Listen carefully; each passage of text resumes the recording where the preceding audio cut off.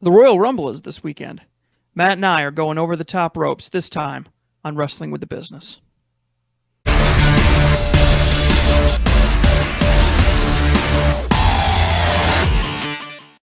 Ladies and gentlemen, welcome back to Wrestling with the Business.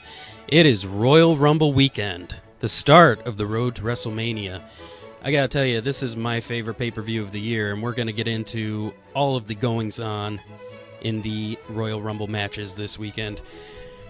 You looking forward to this year? Royal Rumble's got a lot of history. You know, there's an incredible tradition. Probably next to WrestleMania, probably has the best pedigree of any major show that WWE does. The standards are going to be really high. There's an amazing tradition, legacy. It's a great opportunity for surprises. I think this is a great opportunity for the WWE to make some really good decisions that are going to pull the fans in. This is when the gravity to WrestleMania starts to form. So I'm really excited about it. Yeah, most definitely. There's always at least one big surprise that takes place in the Rumble matches. And, you know, just to start out, I gotta say really quick, this past week's Raw I thought was actually a really good show. The past several weeks of Raw and SmackDown have been very tiresome and very challenging to get through, but I thought this was a pretty decent episode. And it seems they're starting to use some of the talent that they haven't pushed for quite some time. So hopefully some of these guys will get a good showing in the Rumble match.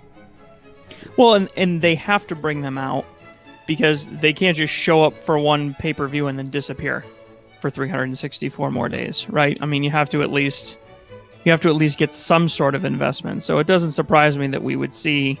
I think if we were to go back and look at the tape throughout years past, you start seeing in January, you start seeing some guys come out of the woodwork in preparation for the Royal Rumble. All right. Well, let's get right into it. Let's talk about the Royal Rumble 2020. So the card is going to start off with the men's Royal Rumble match. Now, for those of you that have been living under a rock for the last 30 or 35 years, the Royal Rumble is a 30-man battle royale. Every 2 minutes, a new competitor enters the ring.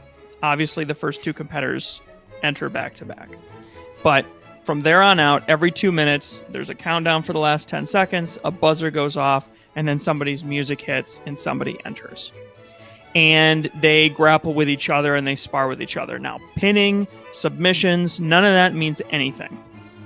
The only thing that matters is that your opponent, whoever it is that you happen to be wrestling, has to go fully over the top ropes and both feet have to land on the ground. That person is eliminated. Get out. See you later. There's a whole series of referees that circle the ring, monitoring the situation. The WWE has done, I think, in the past, a really effective job taking advantage of that, little nitpicky rule there. Both feet have to hit the floor, and there's lots of spinny, acrobatic, fun, near misses, and things that get played into it that can really add to the drama of the scenario. But that is the general idea. The last person standing, traditionally, and I believe that's continuing this year, gets a world championship match at WrestleMania. So pretty much no matter who has the belt, that person will be facing the winner of the Royal Rumble. They can pick either Universal or WWE champion, or in the women's case, Raw or SmackDown champion. And I guess if NXT is going to be involved in some respect, they could go after the NXT titles too if they wanted. Yeah, I mean, that would be one way to sort of push the NXT extra. I think that would be an extremely controversial decision, and depending on who went over in that match, it would depend on how well it went over with the crowd, I would say. But that they're doing interesting if a main roster talent won and decided to go after the NXT title, like I don't know, a Seth Rollins, say for instance, wins the Rumble and decides to go after Adam Cole. That'd be an interesting turn of events. Not saying it's going to happen. Yeah, that's a tough call because they haven't really taken the brand the brand split is seriously as you might expect. The draft was the draft, but you see a lot of intermixing. So, like I said, this is what makes the Royal Rumble so exciting, because it opens up so many opportunities, and the only people that really know what's going to happen are the wrestlers and the writers. And frankly, they probably won't know until the morning of the show anyways. So we have a men's Royal Rumble. I'm just going to run through the card real quick. We have the men's Royal Rumble match, the women's Royal Rumble match. It's going to be The Fiend Bray Wyatt versus Daniel Bryan, Becky Lynch versus Asuka, Roman Reigns versus King Corbin, Shouty, my boy Shouty G versus Sheamus, the Celtic Warrior, coming out of the woodwork. Bayley versus Lacey Evans, and Andrade versus Humberto Carrillo for the United States Championship. So let me ask you this. Let me start with this one. Just looking at the card in general, not specifically at any one of the matches, does it surprise you the number of high stakes, because there's a Falls Count Anywhere match with Roman Reigns and King Corbin? There's the strap match with The Fiend and Daniel Bryan. I mean, there's Roman Reigns versus King Corbin.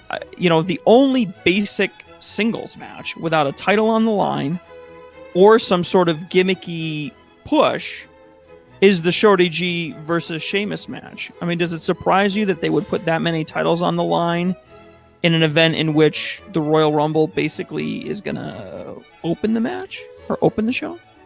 Well, the Royal Rumble is still one of the big 4 pay-per-views, or big 5 pay-per-views if you count Money in the Bank. So it's going to be extra long. It's going to be a 2-hour kickoff. It's going to be at least a 4 to 5 hour main show. So they're going to overload the card like they usually do for WrestleMania, for SummerSlam, for Survivor Series. So it doesn't really surprise me. What does surprise me is how little I really care about the other matches, honestly. I mean, especially like the Shorty G Sheamus match. That was just thrown together over the last week with no story, no build. It started with just the usual short jokes lobbed at Shorty G. I expect, or I'm hoping at least, that one will be over very quickly. That's probably going to be on the pre-show. We'll see. We might finally have a pre-show match that we don't like. The pre-show, maybe they're doing a little bit too well, and they need to try to hold the card down. Honestly, I think they're going to put a title match on the pre-show, and this one will be, a break or a popcorn match, just a quick little thing in between a couple more important matches during the main show. Yeah, and if they're going to, I mean, in my opinion, they're not going to put either one of the women's matches on the pre-show. I think it's going to be the Andrade and the Humberto Carrillo match. That's a good call. Is what's going to go on the pre-show. So, I mean, it should be, I'm excited to see Sheamus really get into it. I'm not quite sure why they picked Shorty G, but that's whatever. I mean, put him in the Rumble. I don't know. He could be good filler. Yeah, I'd much rather see him in the Rumble. Yeah, I don't know what's going on there. So let's get into the meat of it. God only knows how long this is going to take, and not trying to be sexist here or anything, but for those of you that aren't familiar with the programming right now, I think 25 of 30 competitors for the men's Royal Rumble match has been announced, and only 5 of the women's competitors have been announced. So it's going to be a lot easier to talk about the men's Royal Rumble match. So let's start with that. I'm going to go down through lightning speed and just read through the competitors that have been announced so far. And I think that the first thing that we should do is I want to talk about the person going in as number 1, and then I want to talk about who we think the 5 missing people are going to be. So for those of you keeping score at home, Roman Reigns, Brock Lesnar, AJ Styles, Eric Rowan, Randy Orton, Rey Mysterio, Ricochet, Drew McIntyre, Elias, King Corbin, Dolph Ziggler, Otis, Tucker, otherwise known as Heavy Machinery, Rusev, Bobby Lashley, Aleister Black, Buddy Murphy, Braun Strowman, Shinsuke Nakamura, Seth Rollins, KO, Kevin Owens, Samoa Joe, Kofi Kingston, Big E, and R-Truth are the announced. Now, number 1, and this was announced way back on January 6th in epic fashion, as he is wont to do. Brock Lesnar came out and volunteered to go in first. Yep. What do we think about that choice? I think that definitely added a little intrigue to the match. He's the current WWE champion. First time in recent memory that the current champion has even been in the Rumble match, let alone started the match at number 1. So I think that'll make the entire match a bit more interesting for sure. Let's talk about the 5 missing people. Do we think there were no names that I read from NXT? They have to include somebody from NXT. Do we think they include somebody from NXT? I think they have to. Originally, the plans were to have equal booking. 10 from Raw, 10 from SmackDown, 10 from NXT. It looks like that just changed within the past week. Some are speculating it's due to AEW signing their new deal with TNT, and McMahon has just decided to give up on pushing NXT. But, I mean, they've made such a splash lately, they have to include some guys. Keith Lee, I'm sure, is going to be in the match. Matt Riddle, I'm sure, is going to be in the match. Couple other guys. Finn Balor, he's more than likely going to be in the Rumble. I agree with Finn. I don't know though. I don't know about Keith Lee. I think if they're going to put their best foot forward from a wrestling standpoint, you go with Keith Lee. Absolutely. But I mean, the showing he had at Survivor Series, he was the last one in the ring against Roman Reigns. I mean, it doesn't get much bigger than that. Yeah, that was pretty epic. And I would like to see him there. My hunch tells me, though, that they do a Adam Cole or a Johnny Gargano or a Tommaso Ciampa. One of the tried and true. Well, yeah, one of the tried and true. I mean, you really can't go wrong. There's no. What are they going to pick? Dominic Dijakovic? I mean, there's no bad. There's really no bad Grimes. What's that? Cameron Grimes. Okay. I mean, let's give him a little bit of credit here. But there's 5 missing people.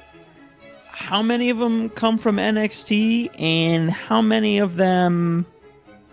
One of the things that's so exciting about the Royal Rumble is that you always get a surprise. There's always a few legends that show up. You hear that music that drops that you haven't heard in 10 years, 15 years, sometimes 20 years. That was someone rolls out. What's that? Back in, 2017? That was when AJ Styles debuted, was number 3 in the Rumble. Yep. Somebody rolls out in, I didn't even think about that. Austin Aries. Ooh, I don't know if he'll ever be back in WWE. A lot of bad blood. Speaking of Austin, wait a minute, and they're in Houston, not Austin, but what about Austin Theory? Yeah, that's true. That's some NXT representation. That's some NXT rep. All right, I'm going to call it right now. Austin Theory. That's your surprise entrant, huh? That's one of mine. So there's always some legends. If you read the dirt sheets, there have been talks about a couple of legends potentially making an appearance. 2 questions, Matt. First question is, tell me about which 2 legends. And second question is, if you could see anybody living and capable of wrestling in the ring this year as a surprise, who would it be? Oof. Well, as far as the rumors go, I think there's 3 that have really been standing out. Edge is one rumored entrant. Lately, it's been said that he is healthy and can come out of retirement. He has denied it vehemently, but that's just what somebody would say who's entered into the Rumble. The other one is Booker T. It's going to be in his hometown of Houston, Texas. And the third could be a returning John Cena. I think of the three, Booker T, we see enough of him on commentary. I really don't care if he shows up or not. But Edge or John Cena, I think, would be huge crowd response. John Cena's at a point now where he will actually get cheered for showing up on a surprise like that. Yeah, we talked a little bit before we started the show here, and we talked a lot. To my detriment, I was thinking about John Cena a lot, and I didn't say anything to you about it. But you're right. His popular presence has grown on social media over the last couple of months, and he's sort of been working from an independent angle, not really associating with his wrestling so much anymore. And now would be a really great, if you think back to when The Rock started breaking out, making his way away from wrestling, about 5-ish years later, he came, right around that 2010. Yep. Remember, he made that epic return to Raw and cut that amazing 16-minute promo on Raw. I really think that from a timeline perspective, this is when you would expect to see a John Cena reappear or something like that. Pretty much everybody else that was super huge with John Cena is still around. What are the odds that we see someone someone that's like a surprise but isn't a surprise, like a Triple H or something like that?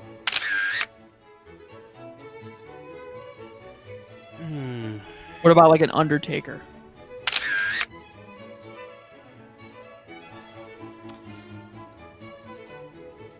I could see some storyline developing with an Undertaker.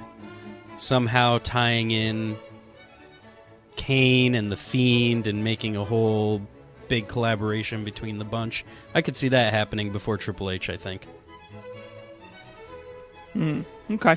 I'd much rather... You know who I'd like to see if we're talking legends? Kurt Angle. I want to see him come back, have a good showing, because everyone was disappointed with the WrestleMania retirement match, losing to Corbin. I want to see him come into the Rumble, eliminate Corbin, maybe somehow get a 24/7 championship win, and then never be pinned again. He retires on top. Huh. Yeah.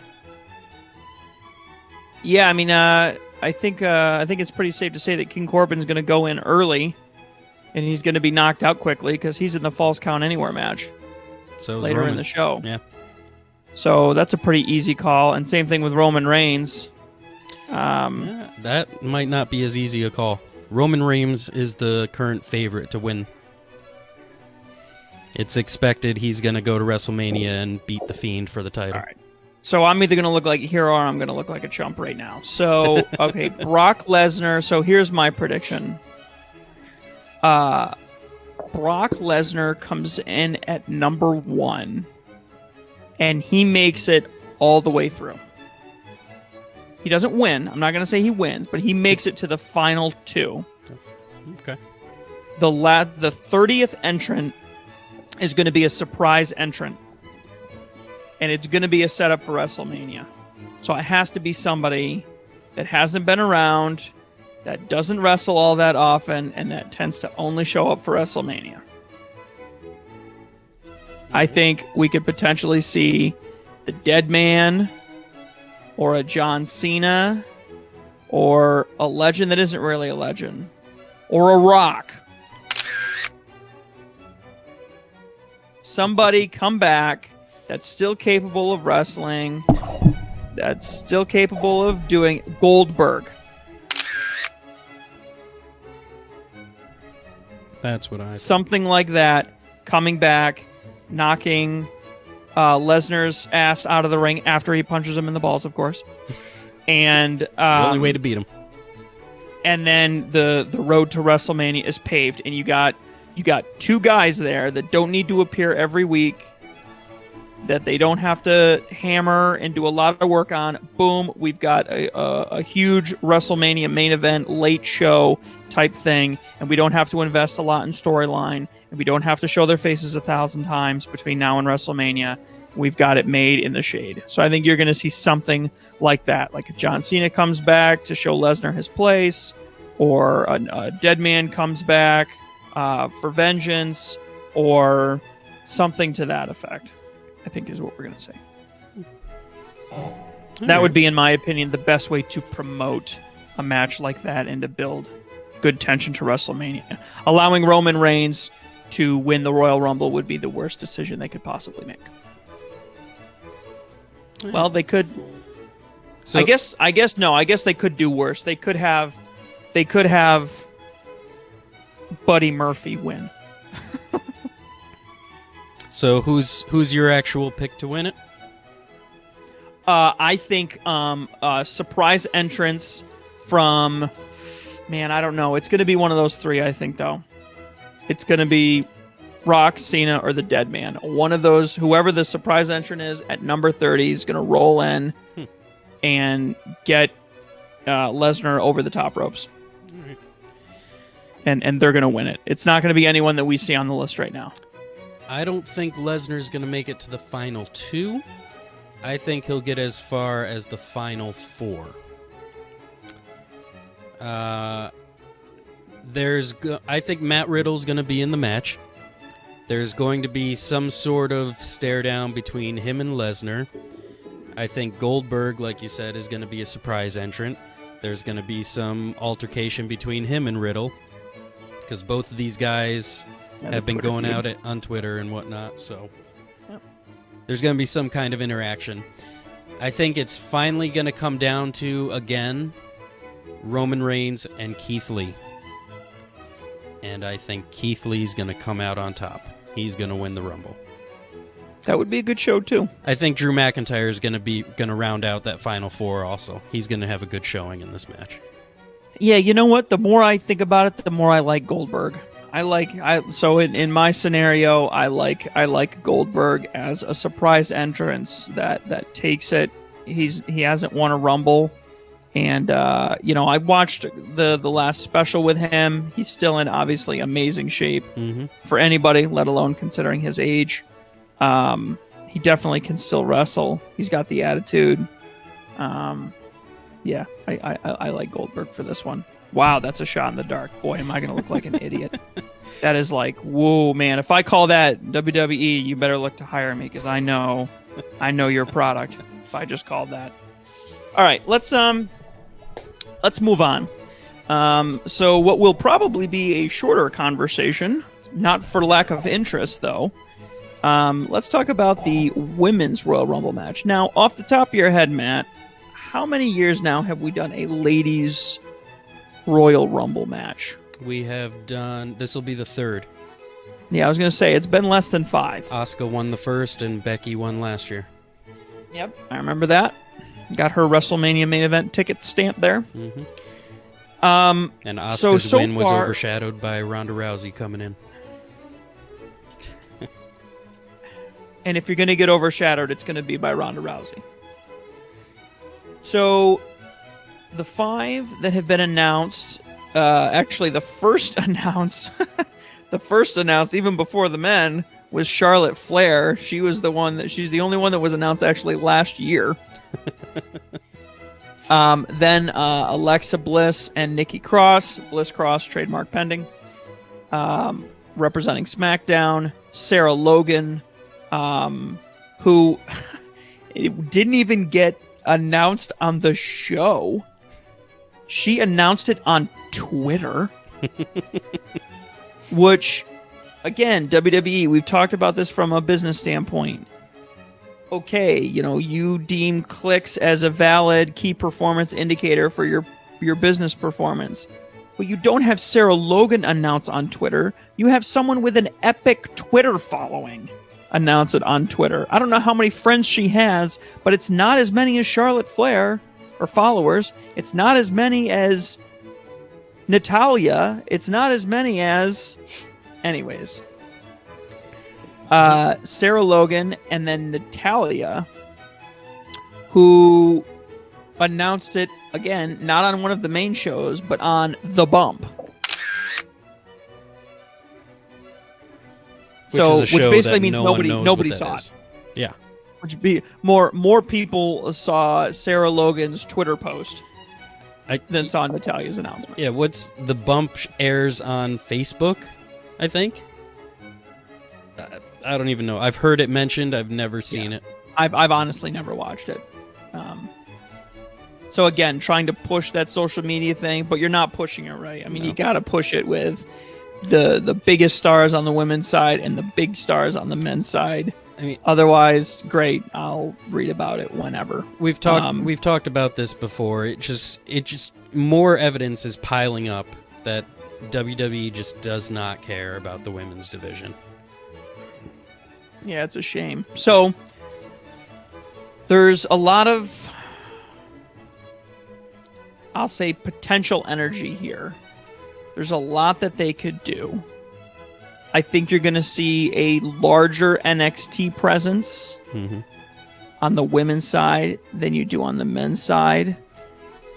And my suspicion is that WWE doesn't want to... How do I say this? Because there aren't nearly as many women on the roster as there are men, they don't want to just say everybody and then a couple of mysterious people. So they're going to try to keep it a mystery to let you know, is there going to be one legend there? Is there going to be 3 legends there? Who's going to come over from NXT? You're probably going to see 5 or 6. I think there's 5 or 6 strong women in NXT that'll make a premiere.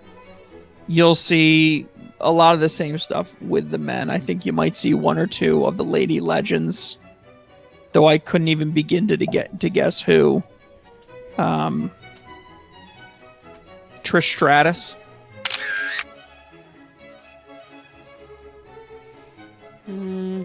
That's an outside chance. I'd say probably like Alita before her. Or a Molly Holly, maybe.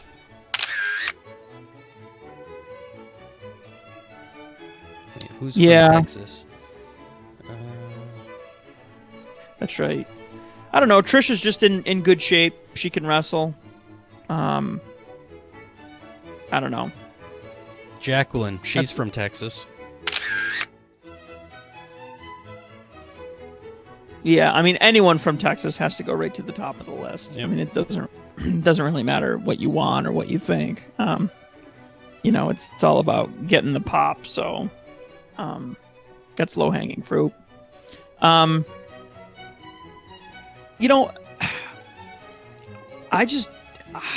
not excited about this women's match. I'm not excited about it because they haven't made us excited. They haven't done anything to hype it up.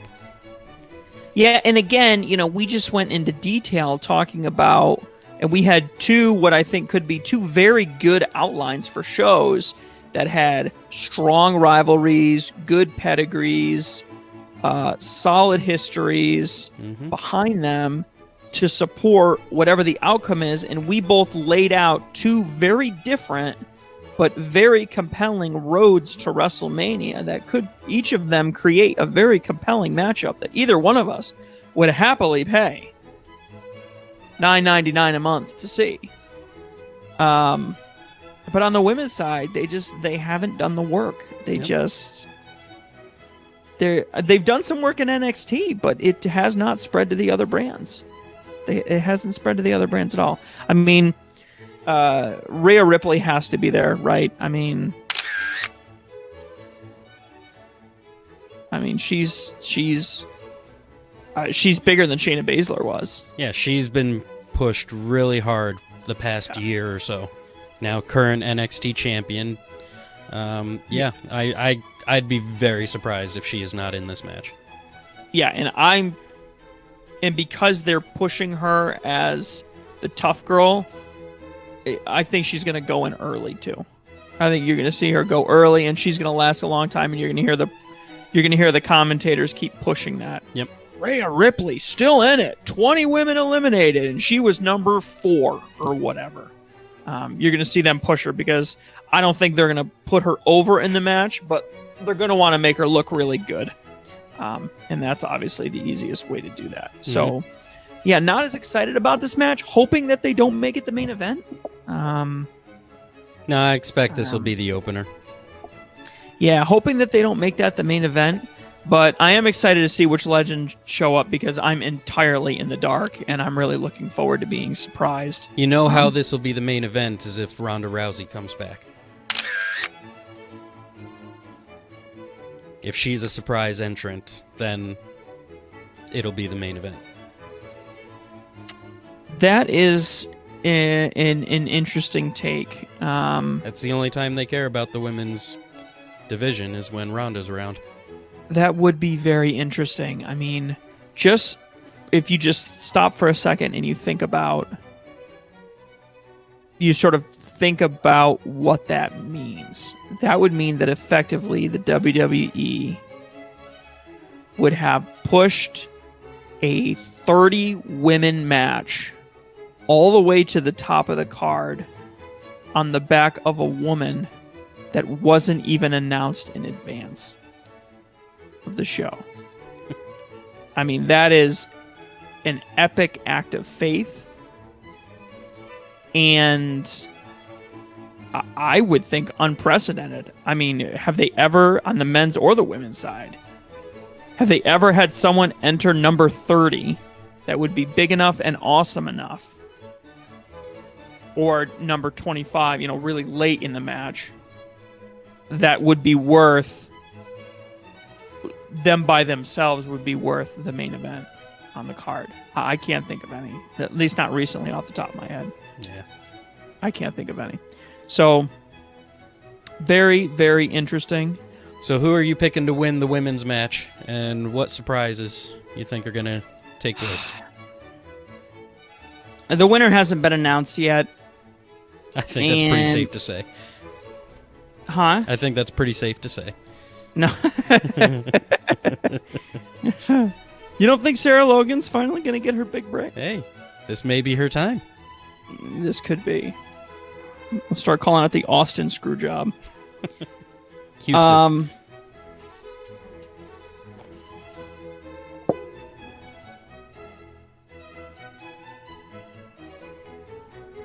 I want to make another crazy prediction.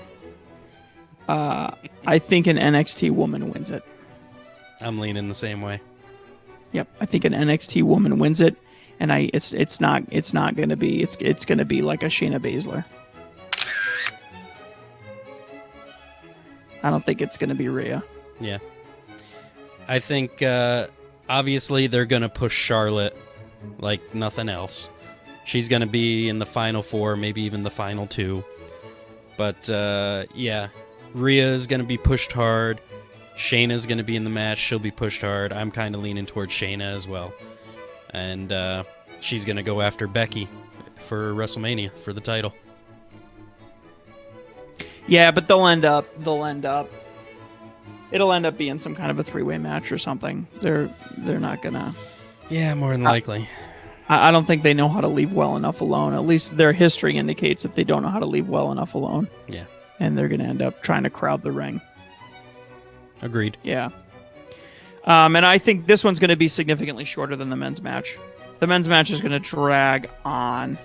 I mean, take a bathroom break, do what you got to do. It's a minute and a half or 2 minutes between each entrance, so it's going to be at least, a minute and a half each, so it's going to be at least 40, 45 minutes.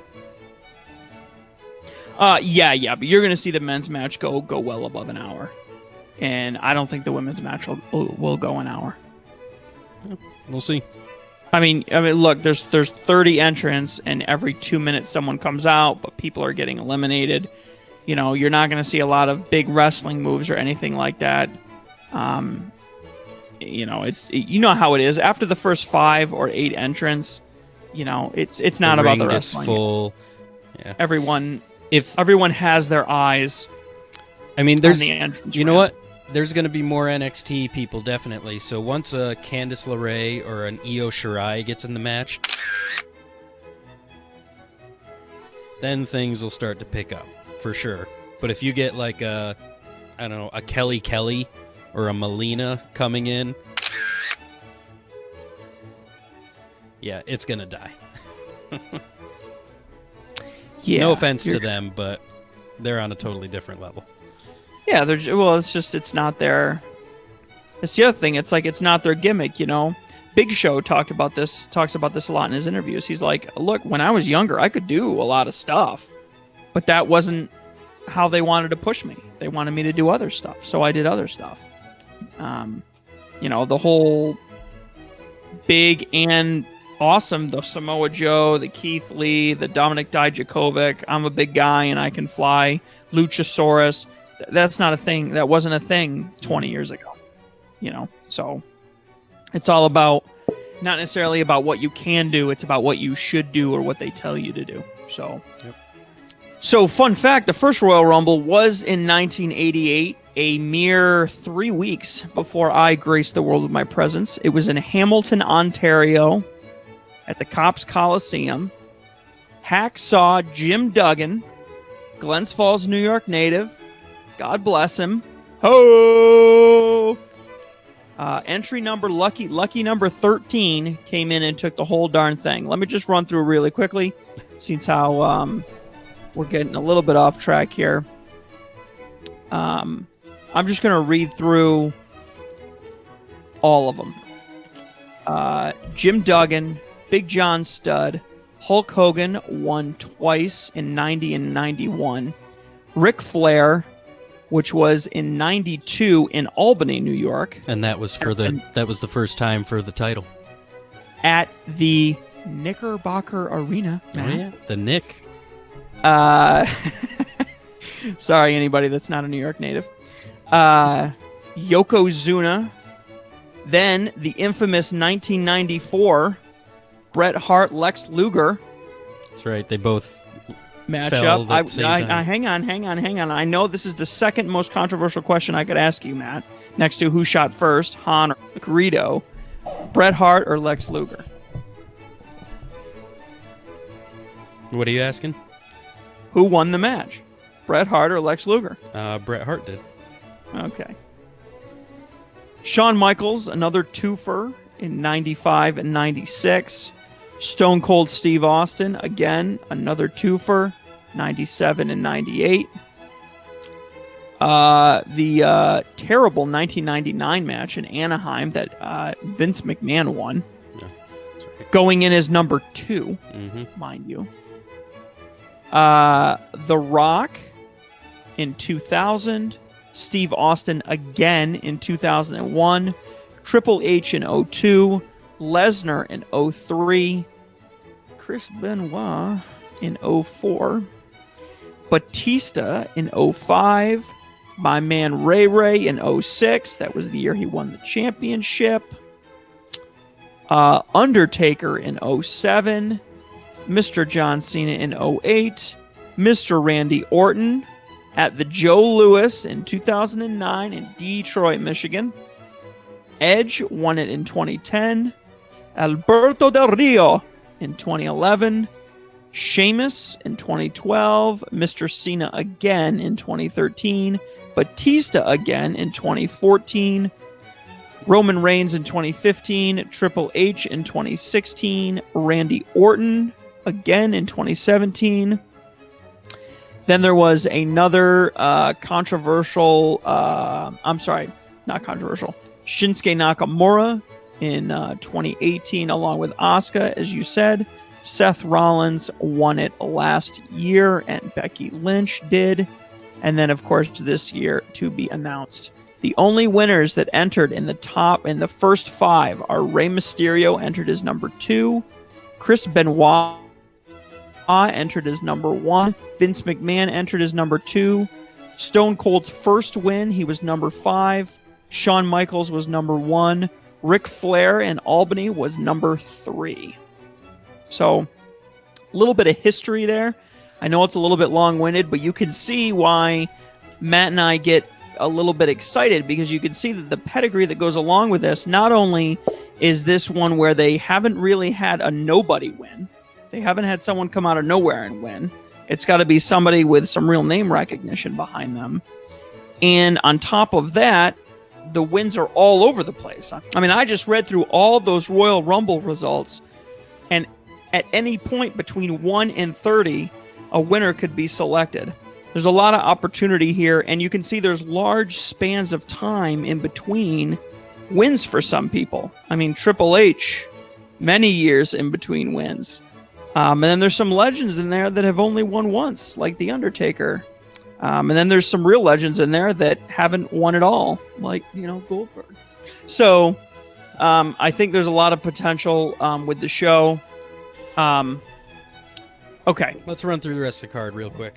So I don't want to do a lot of commentary on this. I just want to call winners and losers. Let's do lightning round with you, Matt. All right. I'm going to read it off. You tell me what you think, and I'll let you know if you're wrong or not. The Fiend Bray Wyatt versus Daniel Bryan in a strap match for the WWE Universal Championship. The Fiend. Yep, the Fiend's going to go over. I think this is going to be a short one. I don't even find this strap match that interesting. Well, one thing you gotta say is this is the first strap match in years in WWE, and if anyone is going to make it interesting, it's gonna be Daniel Bryan and Bray Wyatt. A lot of potential, a lot of really cool stuff that they could do here. Yep. I think it's gonna be a short match, though. If it goes 10 minutes, I'll be shocked. Yep. Can't get away from each other. There's no time to burn. Okay. Becky Lynch versus Asuka for the Raw Women's Championship. I think Becky's going to beat Asuka, finally get that win she's been going after for however long, and then she's going to face Shayna at WrestleMania for the title. Yeah, and I think this one's going to drag a little. I think this one's going to drag a little bit. Yeah. It's not going to be a long match by any stretch of the imagination, but I think there's going to be some downtime, and it depends on where they put it in the card. I think if they put it early in the card, it could be really good. I would actually prefer to see Shayna get involved in this match even more than the Rumble myself. Actually, seeing her get involved here and then appear in the Rumble might be interesting. Yeah, either one. Okay, next is the Falls Count Anywhere match with Roman Reigns and King Corbin. Couldn't care less. Matt, who's going to win?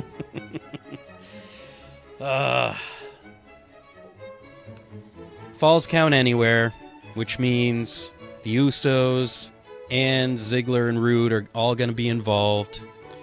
They're probably going to drag this story on, so I'm going to say Corbin.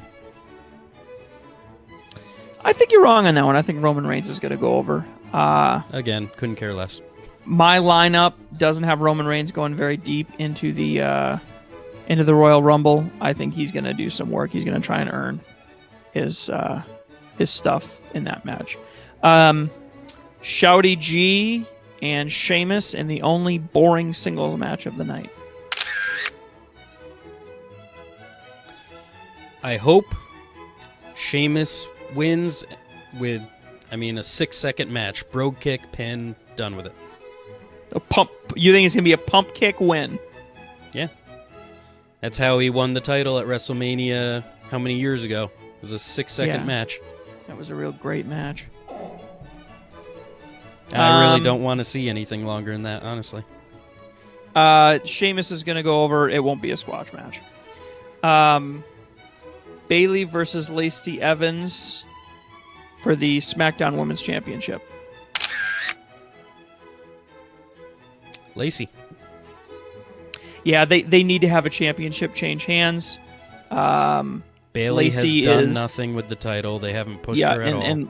And Lacey is very due. She's very, very due. She's overdue. If she doesn't get the title now, release her, let her go to AEW. They'll do something decent with her. And last but not least, it's Andrade versus Humberto Carrillo in a singles match for the WWE United States Championship.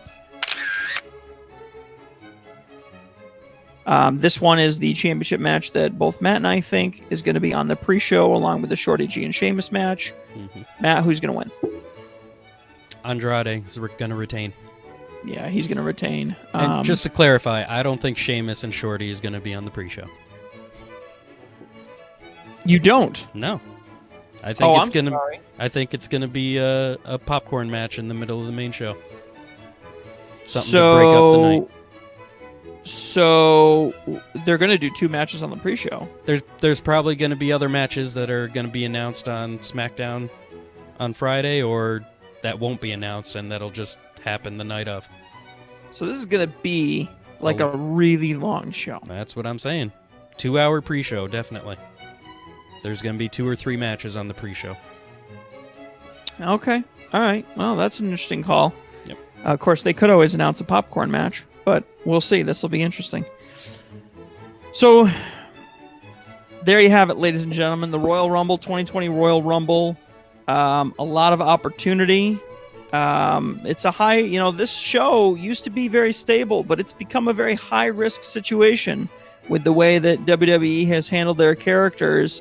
And we have had some years in the past when WrestleMania has, the road to WrestleMania, I should say, hasn't exactly been a very smooth one. Sometimes it's been a very rough road to begin with. So this is a real opportunity, and opportunity goes both ways for WWE. It's an opportunity for things to get off on the right foot and could really pull some eyes in and create some real interest that they can foster to WrestleMania. Or it's a real opportunity to turn some more people off and give them the impression that the WWE is exactly what they think it is. And that's going to be the key to success on this show. Do something other than what you normally do. People are tuning out. They're canceling their subscriptions because they're not seeing anything new. Show them something new. They'll be sorry that they missed it, and you'll get them back for WrestleMania. I almost guarantee it. You'll get them back for WrestleMania. Should be mentioned, too, the night before the Royal Rumble is going to be another show, Worlds Collide, NXT versus NXT UK. So whatever happens on that night may add some wrinkles to the Royal Rumble matches that take place. So, yeah, where is that show located? I think it's also in Houston. Okay. I know Finn Balor is going to be wrestling a match against Ilya Dragunov. There's going to be Rhea Ripley versus Toni Storm for the NXT Women's title. There's going to be some good matches. Final of the Dusty Rhodes Tag Team Classic is happening, so it could affect who enters in these Rumble matches, but be definitely something to watch. Yeah, for sure. So, hope you tune in. Always keep in mind, follow us on Facebook, follow us on Twitter. Tune in. Please like, comment, and subscribe below. If you made it this deep, you're a serious wrestling fan. You're a serious wrestling with the business fan. We really appreciate you coming along with us. Watch Saturday, watch Sunday. Tell us what you think on social media. We'll be all over that like white on rice Saturday and Sunday night. Tell us your predictions, too. Yeah, like I said, one thing that's so interesting about the Royal Rumble is it can go in so many different directions. So comment below. Tell us what you think. Who's going to win? Who's going to be there? What are the surprises? We're really looking forward to seeing it. It's a good chance for you to make us look like idiots, the idiots that we are. So until next time, always remember, always keep kayfabe, follow the money, and we'll keep wrestling with the business.